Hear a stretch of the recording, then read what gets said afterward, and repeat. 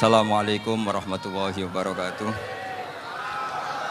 Bismillahirrahmanirrahim. Allahumma sholli wa sallim ala sayyidina Muhammadin wa ala alihi washabihi asma'in nama ba'du. Sedanten ingkang kula hormati wabil khusus teman bapak kula Kiai Haji Agus Ali Masyuri. Beberapa kiai yang tanpa ngurangi rasa hormat, saya hormati semua. Ini ada beberapa Gus. Ini saya ngaji insyaallah seperempat jam. Seperempat jam nanti yang menghisap Gus Kausar berapa Gus? 10 menit. 10 menit. Begini, sebetulnya saya membela semua umat Islam itu ahlul jannah. Karena saya ini ibarat marketing. Kalau orang Kristiani itu kan setiap orang mati sudah tenang bersama Bapak di surga. Jadi kampanye itu menarik sekali. Sementara kita sudah kiai, sudah imam masjid, sudah ulama, masih saja dikhawatirkan su'ul khotimah. Ini kalau kampanye ini tidak imbang, ini nanti saya takut kalah. Makanya saya bilang pokoknya semua orang mukmin itu ahlul jannah. Karena memang asli hadisnya seperti itu, man qala la ilaha illallah dakhalal jannah. Bahwa kemudian ada beberapa kiai yang mungkin wataknya itu pesimis, kemudian bikin sekian aturan-aturan yang sebetulnya itu cerminan dari pesimisnya, terus akan-akan masuk surga itu susahnya bukan main. Nah itu saya tidak setuju karena tadi pasti kalah dengan kampanye sebelah yang setiap orang mati dibilang sudah tenang bersama Bapak apa? Di surga. Jadi ini penting. Terus kedua saya bilang agama ini sudah begitu baik. Masa kunci surga sudah dibocorkan miftahul jannah la ilaha illallah. Masa sudah pegang kuncinya nggak jadi masuk surga itu kan aneh. Ya sudah masuk saja, tapi tidak usah minta bantuan saya, masuk aja. Kan sudah pegang kuncinya. Terus ketiga, kenangan terburuk saya ketika jadi kiai itu gini, saya ada beberapa guru SD datang ke saya. Ini agak-agak masalah besar. Gus boleh enggak buka ujian nasional yang masih disegel? Semua guru bilang nggak boleh, itu kriminal kan. Ada satu guru yang bikin analogi agak kacau. Boleh saja. Wong ujian di kuburan saja dibocorkan para kiai nggak apa-apa. Itu.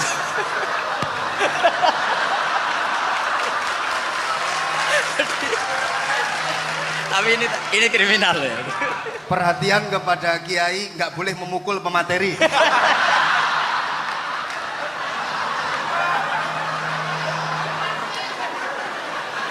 Jadi tentu itu analogi yang salah kan. Marrobuka kan, Tuhan kamu siapa, Nabi kamu. Tuhan kamu siapa, Nabi kamu siapa, imam kamu siapa. Ini kan sudah dibocorkan oleh para kiai. Artinya apa? Nak raiso jawab kebablasan gitu. Terus guru ini berpikir kalau ujian akhirat sekrusial itu saja bisa dibocorkan, kenapa ujian nasional tidak boleh? Tentu ini kias yang salah, saya tidak ngajari seperti itu. Tapi saya ngajari ke kalian betapa mudahnya masuk surga. Kunci jawaban sudah dikasih, kunci pintu masuk sudah dikasih. Kok sampai tidak masuk, ini kebablasan. Paling salah gurunya. Jadi ini kenapa saya sering cerita orang mukmin semuanya itu min ahlil jannah, itu saya jamin.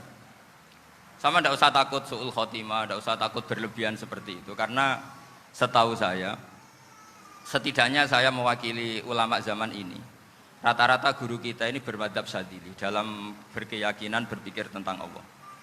Di antara ini yang mulai saya ngomong serius, supaya tadi kan guyonannya sudah diambil Gus Reza sama Gus Kausar. Saya tahu kenapa mereka guyon. Kalau ngomong serius takut kalah sama saya.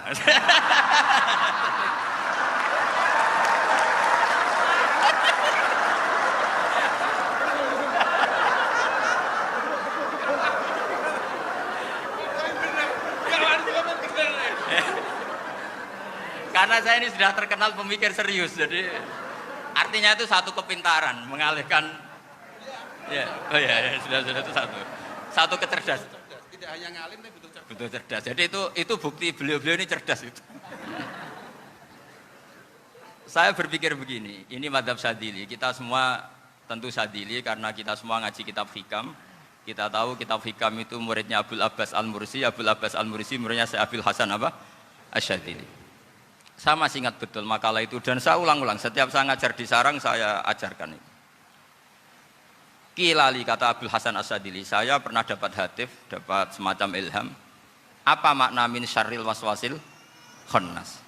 Itu kata beliau dijawab oleh hatif itu.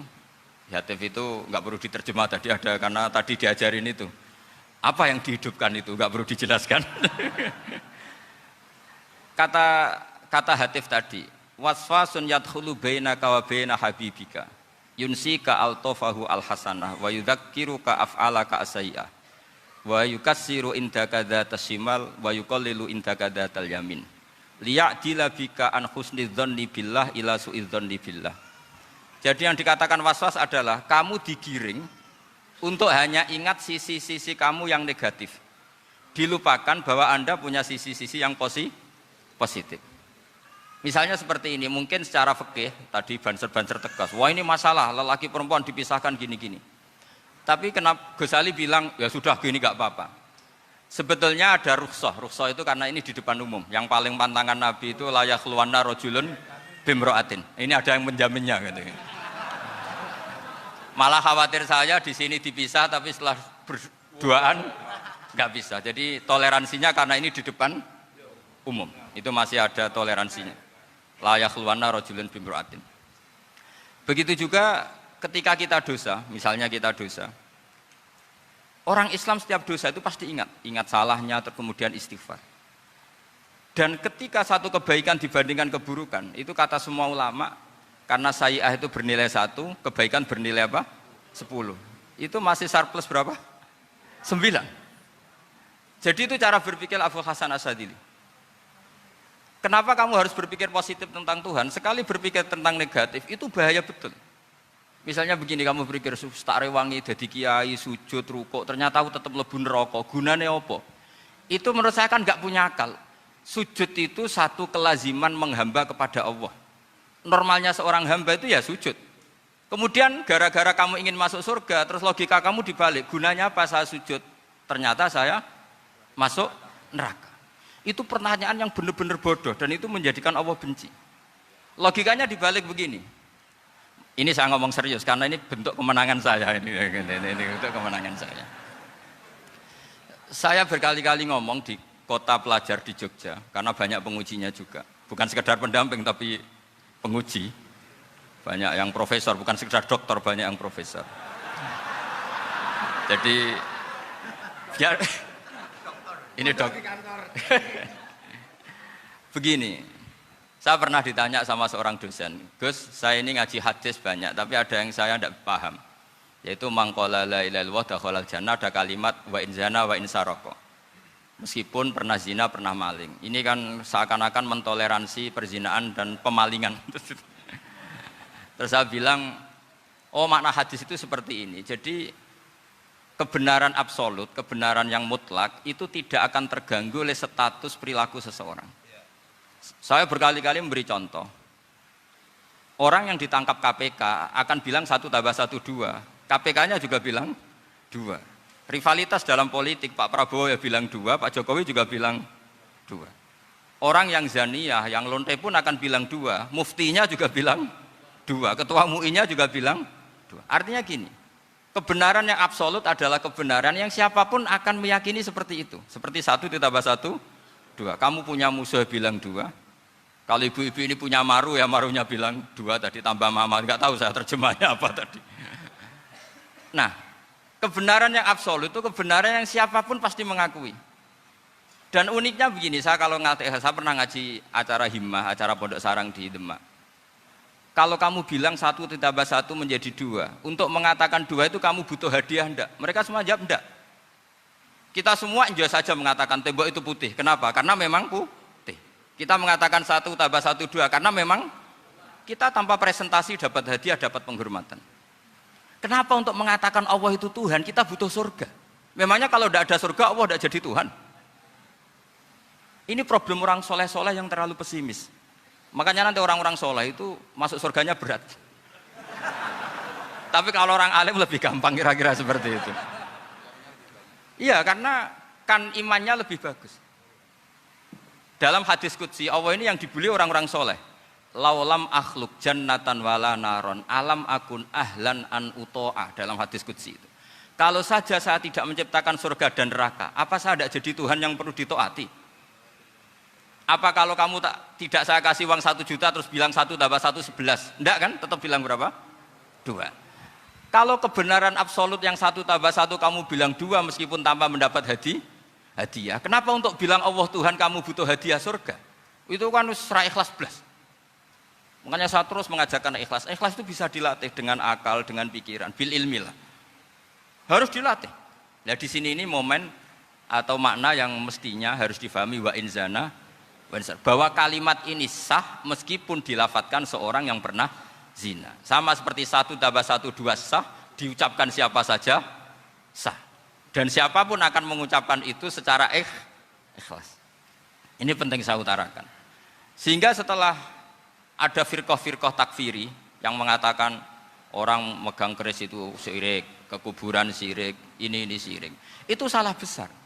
Salahnya adalah tadi kalimat-kalimat atau kebenaran-kebenaran absolut ini sudah jadi sibghatullah man ahsanu minallahi sibghah. Kalimat ini begitu absolut di hatinya orang mukmin.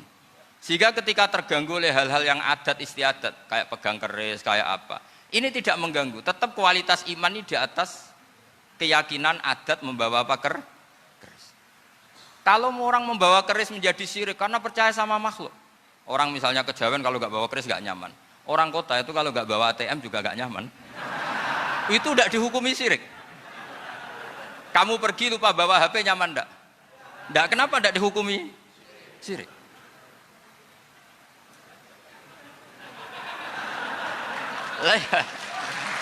Jadi ini logika-logika. Jadi makanya ini Gus Reza boleh kritik saya itu berkali-kali bilang, saya termasuk ulama yang mau bikin gerakan cangkem elek. Karena nanti kalau saya nisbatkan ke Rasulullah itu tidak pantas, karena Nabi ahsanan nasi khalqau wa khuluqa. Tapi saya siap jadi bempernya Rasulullah Shallallahu Alaihi Wasallam. Pernah ada diskusi di Jakarta, ini kisah nyata. Apa dalilnya setelah sholat salaman? Mana hadisnya? Itu dijawab hadisnya tentu kita kesulitan. Kalaupun ada hadisnya dhaif semua yang masalah musafahah. Akhirnya mau tidak mau dijawab pakai cangkem elek. Boleh enggak kamu setelah salam nyalain HP yang off? Boleh. Boleh enggak ke kamar mandi? Boleh. Oh berarti kencing boleh, nyalain HP boleh, yang enggak boleh itu ingat Allah. Karena mereka mengkritik wiridan, ngeritik salam. Akhirnya mikir deh. Ada enggak hadisnya orang setelah sholat nyalain HP? Enggak ada kan? Tapi mereka nyalain HP enggak hambatan, tapi untuk salaman masalahkan. Ke kamar mandi boleh, tapi untuk wiridan enggak boleh. Akhirnya mereka sadar, oh iya. Lama-lama dibisi gini yang kelompok itu. Kamu itu korban aliran supaya kamu enggak ingat Allah, ingatnya HP-nya. Sehingga orang wiridan kamu kritik, orang nyalain HP enggak kamu kritik. Itu kelompok itu adalah kelompok orang-orang yang supaya orang Islam itu lupa Tuhannya. Itu gerakan cangkem elek, tapi jadikan orang sadar. Jadi ini penting. Jadi kalau kamu tidak bisa bela agama dengan jalan yang lurus karena tidak bakat gitu, nggak apa-apa pakai cangkem elek tadi. Karena nggak mungkin gerakan ini dinisbatkan kepada Rasulullah Shallallahu Alaihi Wasallam. Kalau soal sanad, saya punya sekian sanad tentang itu, tapi tidak usah kamu ikuti. Ada orang tanya, ya Pak Kiai kalau setan dibakar di neraka panasan enggak? Ya panasan. Lo kan setan dari api, ngapain harus panasan? Kan materinya sama. Terus Kak Kiai tadi gak kesulitan, dia ngambil pasir, disawero di wajahnya. Wah sakit Kiai, kamu kan dari tanah, kena tanah kok. Jadi itu ada sekian, artinya gini ya, kalau kesulitan jawab pakai baik-baik ya sudah pakai cangkem elek itu aja karena. Nah, tapi tentu kan gerakan ini tidak mungkin dinisbatkan kepada para nabi. Tapi saya pastikan meskipun nggak bisa dinisbatkan kepada para nabi dari segi cangkem elek tadi, tapi secara semangat itu sama. Saya punya sekian contoh. Benar Gus Riza tadi gojok saya sengawur-ngawurnya itu masih punya sanad. Itu pas saya ngawur pun masih punya apa? Sanad. Nabi Ibrahim itu ketika faja'alahum juzatan illa kabirallahum itu si berhala paling besar dikasih kapak. Ketika mereka geger, ini siapa yang berhala-berhala kecil? Kata mereka, sami'na fata yadhkuruhum yuqalu lahu Ibrahim. Ya kira-kira Ibrahim lah gitu. Terus Ibrahim didatangkan, siapa yang melakukan ini semua? Ini jawaban Nabi Ibrahim, bal fa'alahu kabiruhum hadza. Ya tanya yang bawa pedal, saya kan enggak bawa. Terus kata orang-orang, otak kamu itu di mana? Masa berhala disuruh nanya, kan nggak bisa ngomong. Ibrahim kembalikan, uffil lakum walima ta'buduna min dunillah. Lalu otak kamu di mana? Sudah tahu nggak bisa ngomong kok disembah gitu. Itu ada kata uffin loh. Uffin itu kalau diterjemah kira-kira ya agak-agak jancuk gitu. Kira-kira seperti itu. Ya kira-kira seperti itu. Jadi Sekarang dalilnya jancuk apa Gus? Pakai dengan biasa misalnya saya bilang sudah itu. Gimana? Jancuk itu dari daksu, dak tinggalkanlah suan perkara sing elek. Krono ilate wong Surabaya kakean rawon, akhirnya ngomongnya jancuk. Gitu.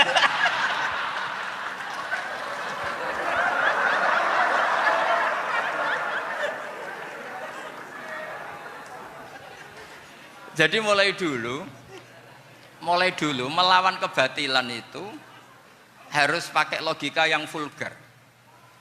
Karena memang nggak mungkin dengan bahasa-bahasa priayi itu nggak mungkin. Dan ini penting saya utarakan. Nah, kalau nanti nggak mungkin dinisbatkan kepada Rasul karena Nabi adalah ahsanan nasi khalqa wa khuluqa, kita yang ngambil alih saja. Gus Reza, saya, Gus Kausan ini cara cangkem elek kan pantas. Luas. Selain bakat ya sudah natural. Karena memang itu cara kita menjelaskan kebenaran. Saya ulang lagi, itu cara kita menjelaskan apa? Kebenaran. Mau tidak mau. Saya pernah ditanya sama seseorang, Gus, beberapa nabi itu kan poligami. Poligami itu bukti hiperseks. Karena yang tanya itu orang nasionalis, nggak pati senang Islam. Terus tak balik tanya, perempuan itu makhluk lemah enggak? Ya lemah. Kalau nolong lama satu itu gimana? Ya baik. Kenapa nolong dua jadi tidak baik? Harusnya kalau nolong tiga tidak baik. Tapi saya tidak dukung poligami. Nah, ini cerita. Setidaknya mereka jadi ingat. Saya itu pernah ditanya agak-agak orang ateis. Dia benci Islam tapi neliti Islam. Pertanyaan kedua, kenapa dalam perang itu seakan-akan Nabi itu perampok? Hartanya orang kafir disita kemudian menjadi ghanimah. Itu kan kayak ngerampok. Terus saya tanya gini, kalau ada penjahat ke rumah kamu, kemudian pakai senjata api, setelah kamu ringkus, itu senjata api kamu kembalikan apa kamu sita? Oh ya saya sita, kalau tak kembalikan dipakai ngerampok lagi. Ya sama seperti itu, kalau kekuatan mereka dikembalikan, akan dipakai kekuatan mereka lagi. Jadi, ya lagi-lagi ini kemenangan orang serius. Karena nanti guyonnya sudah dintekno sama Gus Safa sama Gus Riza. Nah, kenapa saya ngajar begitu rileks, begitu santai? Karena pikiran saya sederhana. Fa innal uqula muttarratun ila qabilil haq. Akal sehat pasti dipaksa menerima apa? Kebenaran. Sehingga kebenaran itu tidak usah kamu ngomongkan secara serius, tidak perlu. Kebenaran itu mudah diterima. Saya itu pernah ngaji berkali-kali di Jogja di mana-mana sampai ada buku seorang dokter nulis tesisnya itu bangga lagi menjadi muslim setelah ngaji saya itu. Karena saya menerangkan itu ringan. Orang Islam itu harus mencintai Allah. Ciri utama cinta itu tidak tegang, rileks. Saya bilang begini, kalau kamu pernah 1 tahun digratisi orang rumah, makanan, kamu kira-kira itu mudah nggak mencintai orang yang berjasa sama kamu minjemin rumah dan kasih makan gratis? Mudah kan? Apalagi kita ini mudah mencintai orang yang minjemin mobil 1 tahun, ngasih rumah 1 tahun, apalagi selamanya. Kenapa kita tidak mudah mencintai Allah yang memberi kita bumi, air, oksigen, semuanya kita dikasih Allah? Akhirnya mereka mikir, wong mencintai seseorang yang ngasih dalam durasi 1 tahun saja mudah, apalagi mencintai Allah yang ngasih kita tanpa batas. Itu disebut walladzina amanu asaddu hubbal lillah. Orang mukmin itu mudah sekali mencintai Allah. Caranya dilatih tadi. Kita mudah mencintai orang yang berjasa sama kita. Kenapa tidak mudah mencintai Allah yang tentu jasanya lebih besar? Nah, karena akhir-akhir ini banyak orang yang terlalu nazir, terlalu kata Nabi kan basyiru walatu nafiru yasiru walatu asiru. Sehingga saya bikin gerakan. Pokoknya semua orang mukmin pasti masuk surga. Nanti soal ada kesalahan-kesalahan kecil yang menjadikan orang su'ul khotimah itu sifatnya kehati-hatian. Jangan menjadi hukum. Hati-hati itu tidak menjadi hukum. Kalau kamu nyupir hati-hati itu bukan berarti pasti kecelakaan, enggak. Hati-hati itu ya hati-hati saja, tidak menjadi hukum. Ini penting saya utarakan karena kubu sebelah kampanyenya sudah tadi, setiap mati pasti tenang bersama Bapak di surga. Sementara kita mau kampanye, kamu sholat tidak mesti diterima, haji tidak mesti diterima, jadi kiai tidak mesti masuk surga. Coba kalau kita kampanye gitu terus, yang mau jadi muslim itu siapa? Jadi ini sudah tak perhitungkan matang-matang saya milih mazhab seperti itu.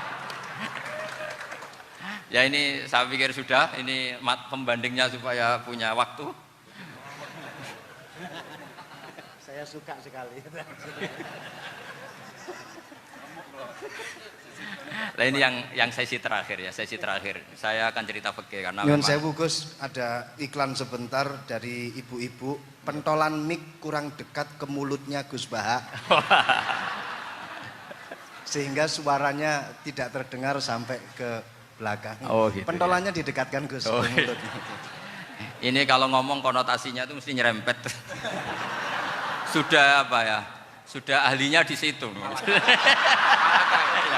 Ya malah kayak gitu.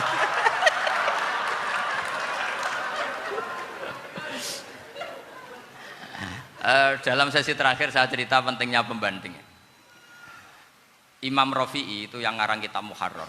Kitab Muharrar ini adalah ringkasan dari kitab Al-Wasit. Al-Wasit itu karangannya Imam Ghazali. Al-Wasit sendiri ini khas ngaji NU karena NU maknanya Nahdlatul Ulama, gerakan para ulama. Jadi kalau nggak ngerti alim-alim seperti itu ya ada NU. Sebenarnya sampai itu pasnya Nahdlatul Ummah, gerakan umat. Tapi kan sudah jadi partai politik Nahdlatul Ummah. Karena yang katakan NU itu Nahdlatul Ulama, gerakannya para ulama. Imam Rafi'i itu berpendapat sujud itu cukup pakai batuk, pakai jidat. Itu dalam kitab Muharrar. Wal asoh anna sujud yasihu mau cukup biwat iljabah. Ketika Imam Nawawi mentasih kitab Muharrar namanya Minhajut Thalibin, itu mengkritik Imam Rafi'i. Kata beliau sujud itu untuk sah harus melibatkan 7 anggota karena berdasar hadis umirtu an asjuda ala sabati a'zumin, yaitu al-jabhah wal yaden warukbaten wal qadamen, yaitu jabhah 2 tangan, 2 lutut dan 2 qadamen. Akhirnya saya ngecek di kitab asli, Imam Rafi'i termasuk Ashabut Tarjih dan Imam Nawawi. 2 orang ini khilaf. Kan nggak mungkin kita sebagai mushahihnya karena yang khilaf ini 2 ulama besar, satu Imam Rafi'i, satu Imam siapa? Nawawi. Kita tidak bisa hanya ngikuti Fathul Mu'in yang mengatakan idzakhtalafan Nawawi war Rafi'u kudiman Nawawi, tidak bisa karena Imam Nawawi ini sering nginduk sama kitabnya Imam Rafi'i karena senior Imam Rafi'i. Setelah saya cek di kitab kitab asli Mamba ya, satu sumbernya semua mazhab apa? Syafi'i. Ternyata Imam Syafi'i nak ngedikan hanya begini. Wa uhibbu, saya suka setiap orang Islam sujud itu melibatkan 7 anggota karena itu aman, pasti sah. Tapi wayah tamilu kata beliau, tapi mungkin saja sujud hanya watul jabah itu sah. Kenapa kata Imam Syafi'i? Liqaulihi sallallahu alaihi wasallam atau li du'aihi apa sallallahu alaihi wasallam fi sujud sajadalaka wajhi wa sam'i wa basori.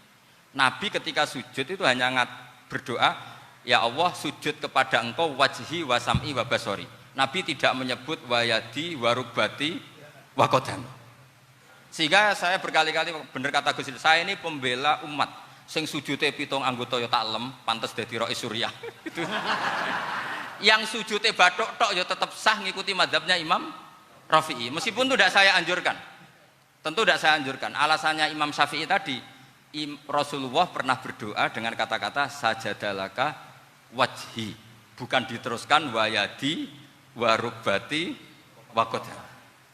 Sehingga fal khilaf huna bakin ala khiddati kalau dalam bahasa fikih. Khilaf biar tetap sesuai aturan khilaf masing-masing. Enggak perlu kamu menggugurkan pendapat Rafi'i yang mengesahkan sujud hanya pakai jabah.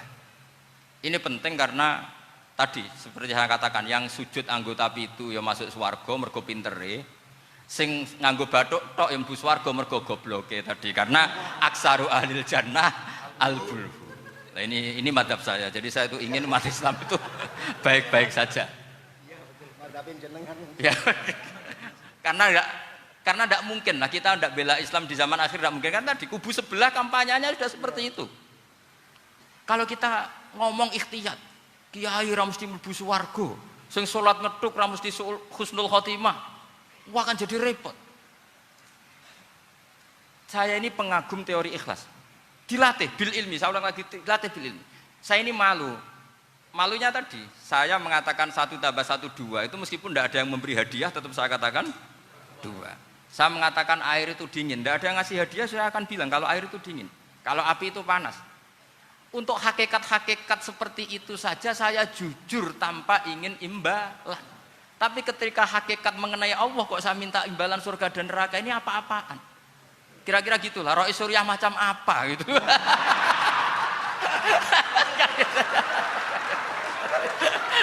Ya saya kira demikian. Assalamualaikum warahmatullahi wabarakatuh.